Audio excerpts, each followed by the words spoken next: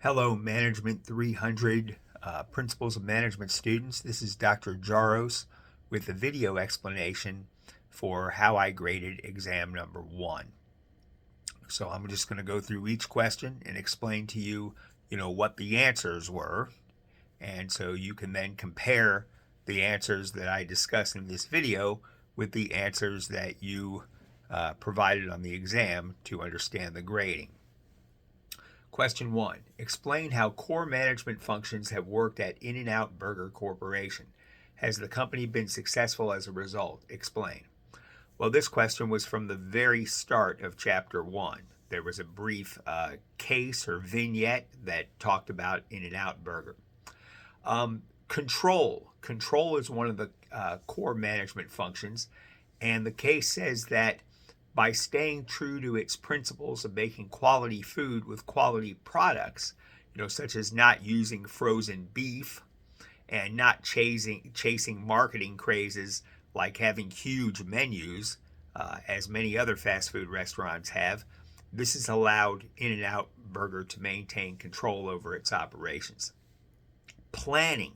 Planning is a second core management function, and the case says that In-N-Out Burger has taken a slow but steady approach to expansion. Rather than expanding with a whole bunch of stores in a bunch of different states, as many other fast food restaurants have, it has expanded slowly and only into those markets where it feels that it can make a profit. So planning has benefited the firm. Organizing. Organizing is yet another core management function.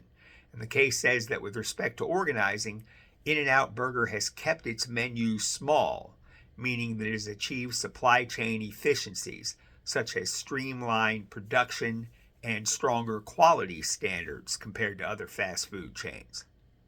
And finally, has it been successful? Yes. The vignette tells us that as of now, In-N-Out Burger earns twice as much money per store as does McDonald's, while maintaining a 20% profit margin. All right, what about question number 2? What is the most basic and common form of organization? Describe 2 characteristics that can make it effective and also 2 shortcomings that can harm an organization. Okay. This is from page 29 in the second chapter, chapter number 2 on the history of management. The most basic and common form of organization is bureaucracy.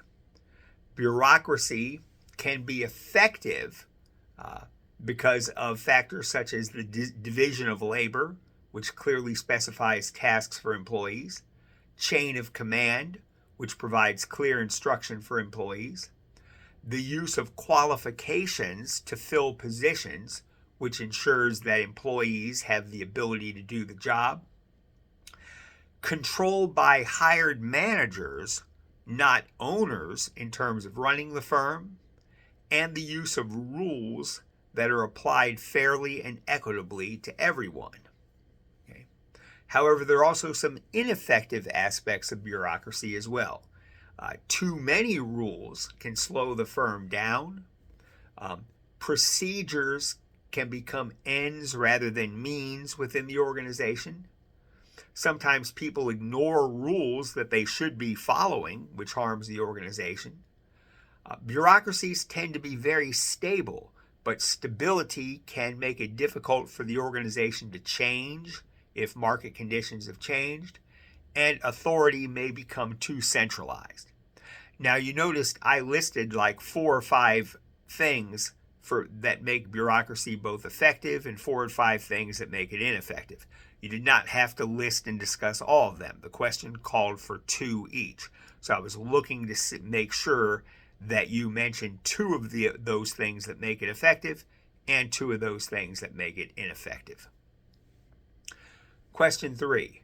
List and describe the 3 levels of cost that a company may incur if it fails to behave ethically. Oh, and by the way, the discussion of bureaucracy, that was found on page 29 in my version of the book for question number 2. Okay, moving on to question number 3. List and describe the 3 levels of cost that a company may incur if it fails to behave ethically. This is from page 72 in my version of the book. I say my version of the book because sometimes instructors have an edition that is a little different from the edition that students have. It'll have all the same content, but sometimes the page numbers will be different. That's why I mentioned that. Okay, number 3. List and describe the 3 levels of cost that a company may incur if it fails to behave ethically. Level 1, paying fines and penalties that the government may impose on it. Number 2, having to spend its own time and money on audits and legal issues that arise from behaving unethically. It may also have to spend money on taking remedial actions, such as educating its employees on how to behave ethically. And it may become subject to additional government oversight to ensure compliance. And finally, level 3, unethical conduct by an organization may result in it losing customers and reputations in the marketplace.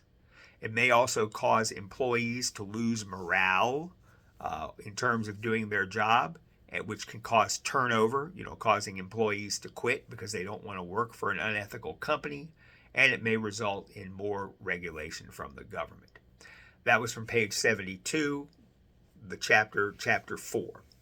And last but not least, question 4, what is an organization and why do people create them? Explain. Well, this was from the video supplement that I posted. The answer is an organization is a systematic arrangement of people to achieve a specific purpose. They are created to accomplish goals that they cannot achieve by themselves. In other words, if you can do it yourself, you do it because you can save money rather than hiring other people. But if you can't do it yourself, you have to hire other people and create an organization. Okay, that's my explanation for how I graded Exam 1. Remember, as indicated on our Moodle class page, the use of tools like ChatGPT or Google, any search engines or AI software are not allowed during the exam. You have to answer the exam's questions from the material that was provided to you, which means the chapters of the book and, of course, any videos I posted. I hope this explanation has been helpful.